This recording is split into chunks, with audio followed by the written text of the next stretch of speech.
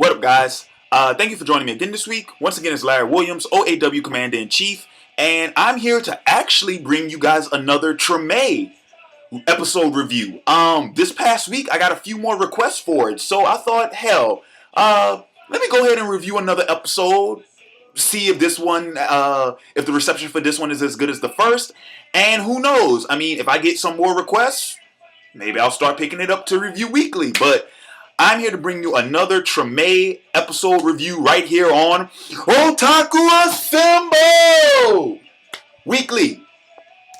So yeah, just to reiterate myself, not to repeat, just to reiterate, a few of you guys have hit me up in this past week saying, "Oh, Larry, you should do some more Treme reviews." And my whole thing with the first video I did was that it's just to try it out, test it out. If it gets a good reception, then I'll pick it up weekly. If not, then I'll do that one vid and I'll do a finale video. But I got a few more requests. Not as big as the reception as I would hope, but enough to revisit it for another episode. So let's do the damn thing, man. Let's do it.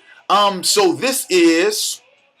I believe this is the 4th episode so far, and so I'll just recap you guys in case you guys haven't seen the show since my first vid. I'll just recap you guys on what's been going on this season. Okay, now surprisingly, this season has not been as depressing as I thought it would be.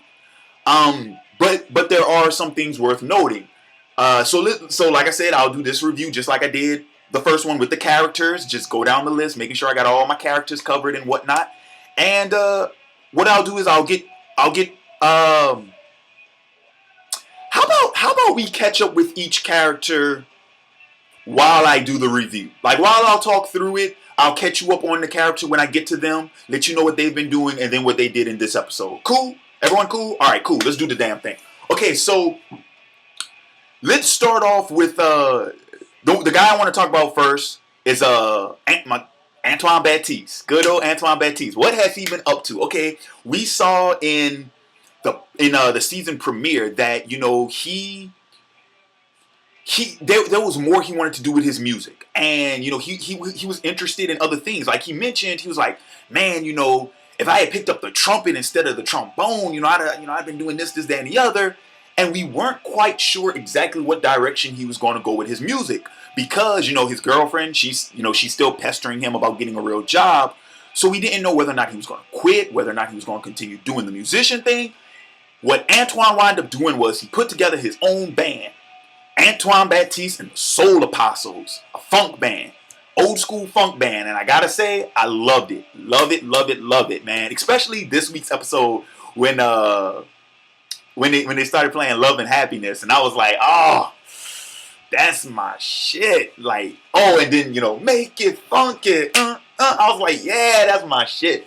So that's what Antoine's been up to. He's formed his own band, and this week was their debut gig. Oh, I love this band. Different music, but still pretty damn good. Finger 11, Paralyzer, love it. Anyway, but okay, so one thing though is worth mentioning is Antoine decided to go ahead and hire our man Sonny, which is perfect because this will help me segue into Sonny. But before I get off Antoine, there's also worth noting that Antoine is also, while he has his own gig, while he has his own band, he's also an assistant instructor at an elementary school, band instructor, assistant band leader or band instructor. And that's what he's doing, that's to pay the bills, but he has his band. So getting to that band, he picked up Sonny as a guitarist for his band. So what has Sonny been up to? Okay, I will say that so far Sonny has had it rough because so far in this season, what we've seen is, I'm sorry, but Sonny's miserable. I think Sonny is just he's just going with it day by day, and nothing seems to be working out.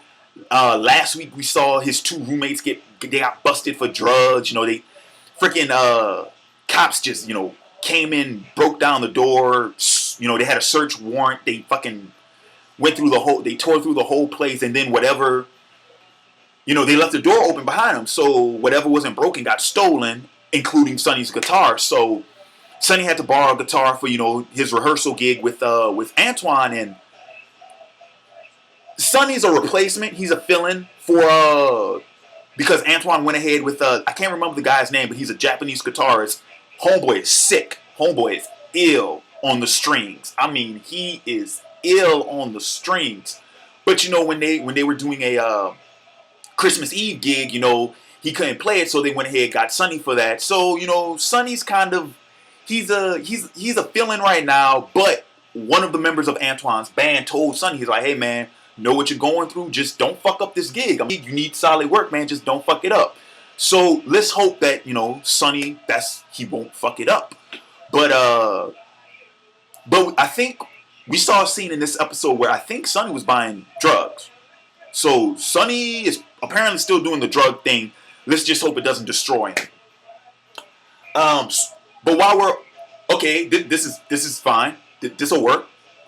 Now that we're off Sonny, let's move into Annie, who Annie has been doing fantastic. It's so fucked up to see, you know, so Sonny's miserable, but Annie's like on cloud 9 right now. Like, she's doing fantastic this season. You know, she's done a lot of different gigs with a lot of different musicians, and she even played with a popular musician at the House of Blues in this episode. So that was pretty cool.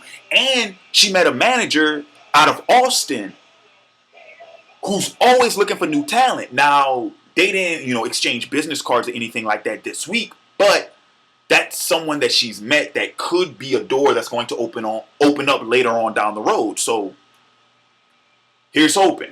But yeah, she's been great. I think it was last week. It was either last week or the week before where they had the Thanksgiving episode when she met Davis's parents. That was hilarious. But yeah, so Annie's doing okay, and I'm glad to see her doing fine. Now on to Davis. Fucking Davis. Davis is a nut job. Just so you guys know, Davis is a nut job. What has Davis been up to?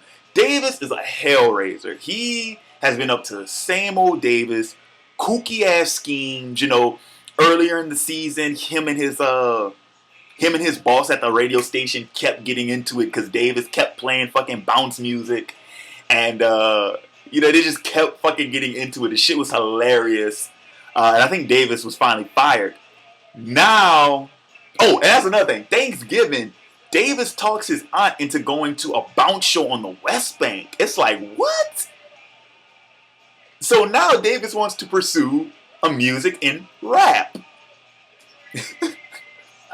Like, Davis is fucking crazy, dude. Davis is a wild boy. So he got his aunt to come into it with him. And I forget exactly what it is she's supposed to be doing, whether she's just supposed to be, you know, funding the album or if she's supposed to be his manager or whatnot. But, you know, they've already started recording, and it was like, wow, Davis is going to be a rapper. Holy shit. Davis is fucking crazy, y'all. He is that's one crazy ass white boy.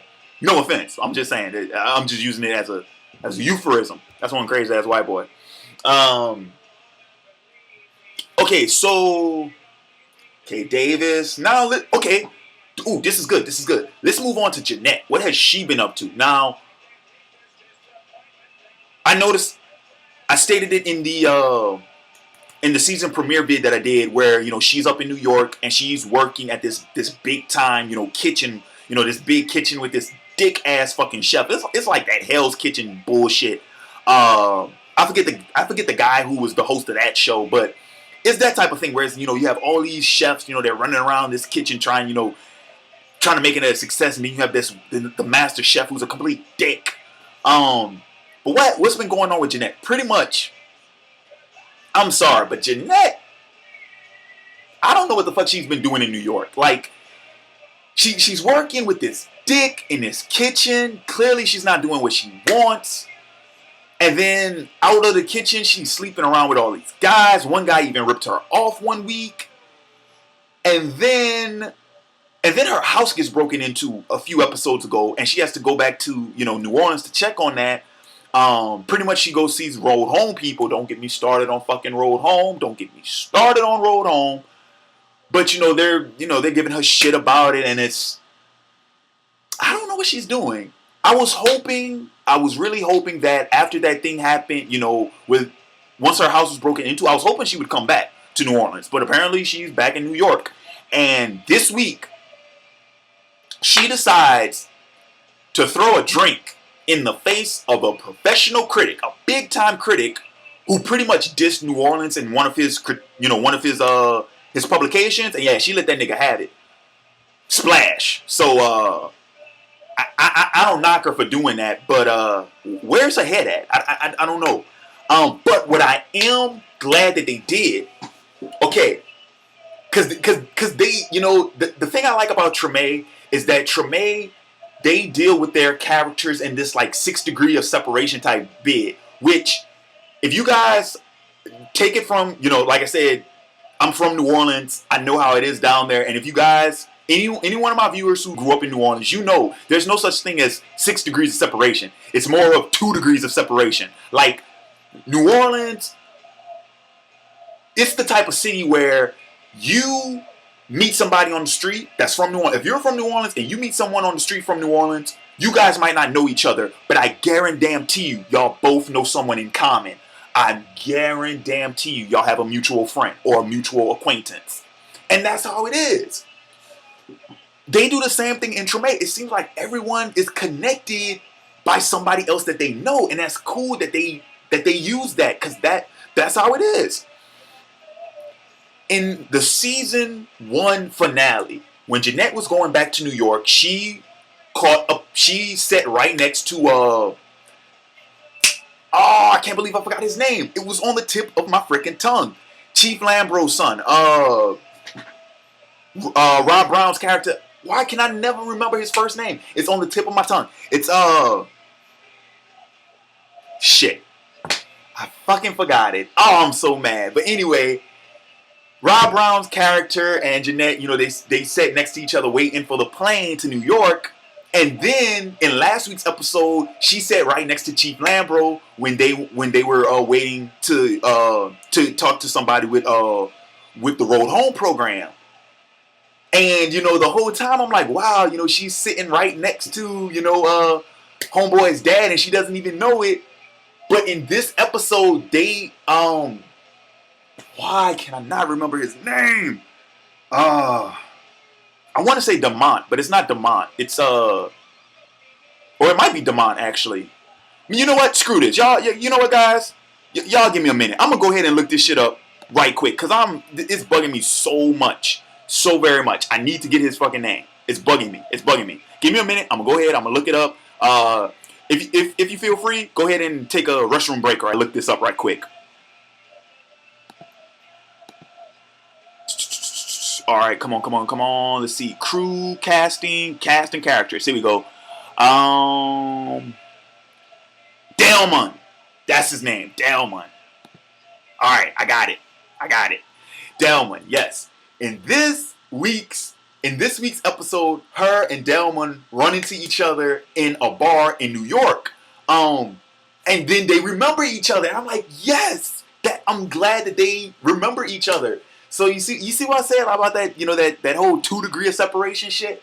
So what's been going on with him? Okay, I shit you not. This season, Delmon's like my favorite character this season. Which is funny. I mean, I still like, Davis and Antoine, but Delmon, I'm loving his character this season because last season, the way they had him portrayed was like, he was the kid from the New Orleans who made it big, and he wanted to, he made it outside of New Orleans, and he didn't really want, that attachment to his city anymore. But we find in this season that he has more attachment to the city now, because, what has he been up to? He released a modern jazz album, which is critically acclaimed. highly acclaimed, but it's not selling. It's not very popular. And he wants to rediscover. He wants to rediscover the essence of New Orleans jazz music. What was it about the jazz music back in the day that made it so, so dynamic, so trend-setting? What was it that defined that music? He's trying to find that out. I mean, he is perpetually looking into the roots of his craft. And I applaud that. I love from one artist to another. I'm not a musician, but I'm saying from one artist to another, I understand where he's coming from. And also helping him to connect better with his dad. It's helping him to connect better with the city. I mean, we've seen him week after week when he's discussing New Orleans with outsiders. He's defending the city like a Catahoula, baby. He is defending it hands down. And it's like, I like what they're doing with his character now. They're making him. I just like that change in his character, that progression in his character. I like that. So let's go on to Big Chief Lambreaux. What has he been doing?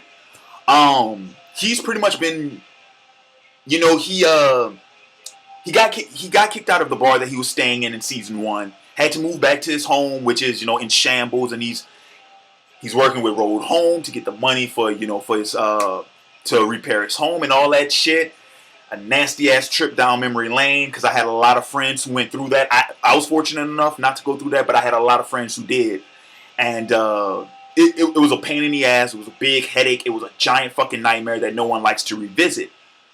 But what else that he's been suffering with? He's suffering with depression. He's suffering with depression, and you can see it in his character, man. You can see it. You can see it in his face. It's affecting him. But he is still doing his Indian work, his Mardi Gras Indian work, and Mardi Gras Day, St. Joseph Night. He's gonna be marching, so I'm looking forward to that.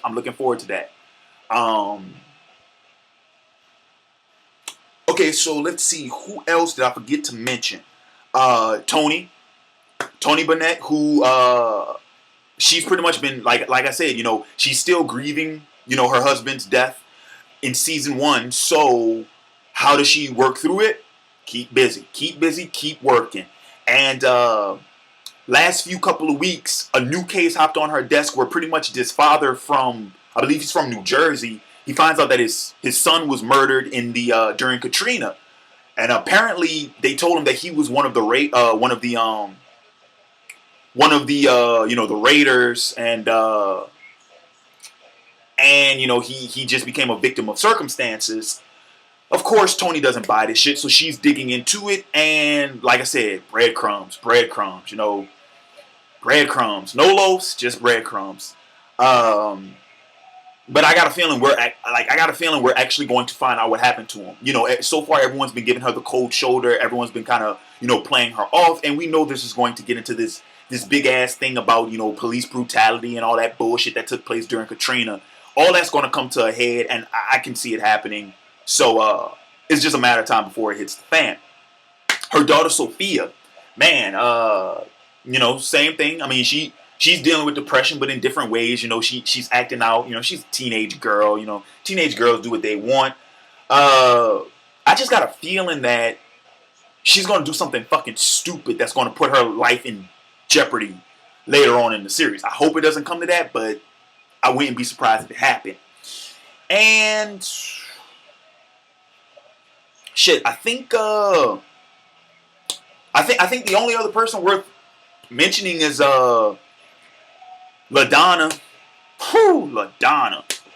Last week's episode, LaDonna got attacked, raped, beat up. Her bar got broken into, and man, we didn't even see a lot of her in this week's episode, because we can tell already she's dealing with post-traumatic stress. That's a motherfucker. And I don't know. It just seems like all of the characters in the show right now are falling victim to some type of circumstance that transpired real life people after Katrina. Like I said, season 2 takes place, 17 months after the storm, but still, sometimes it takes that long before, the side effects start to hit them. And we can already see, where each character, what role they're now playing and how the storm has affected them, So, so I'm going to go ahead and I'm going to leave this video off. I don't know if there's any. I could mention Nelson Hidalgo, that prick, that the white guy from Dallas who wanted to make a profit off of New Orleans recovery. I really don't want to talk about him because I don't like him. Nothing against the actor. He's John Seda, however you pronounce that. I mean, he's a great actor and all, but I don't like his character. I really don't like him, and I'm not going to waste time talking about him. But other than that, I mean, that'll do it. Guys, thanks for watching. As always, comment, rate, subscribe. Thanks for watching my vid, and let me know. Let me know in the comments. Feel free to PM me, inbox me. Let me know. Do you guys think I should pick up Treme to start doing it weekly reviews? Just let me know. I know this review ran off pretty long, but let's face it, all my reviews last pretty long. But hey, I would like to think that I'm delivering good material. It's so funny. It seems like now, since all my videos are kind of long, you guys know if it's an official OAW vid, you're getting good shit. You're not gonna get some bullshit 6-minute video. It's like, oh, let me watch and that's it. Like you got videos that you can actually sit down and enjoy. And like I say, you guys don't even have to. You don't have to technically even watch the vid, because it's just me sitting here talking in front of the camera. But hell, listen to it. So many people say I should do a podcast. I don't know. I just like, my face being on camera. But, do the whole podcast thing. Set the video up.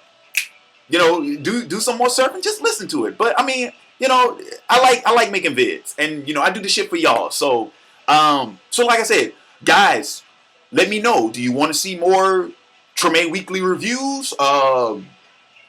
Let me know how I did in this vid. This vid was really off the cuff because I didn't really plan to do one. I just thought I should do one because some people asked for it. So let me know how this vid was. I know it's kind of incoherent. But other than that, don't forget about my Facebook page, facebook.com/otakuassemble, twitter.com/otakuassemble. Guys, as always, this is Larry Williams, OAW Commander-in-Chief, and I'll catch you cats next week. Peace.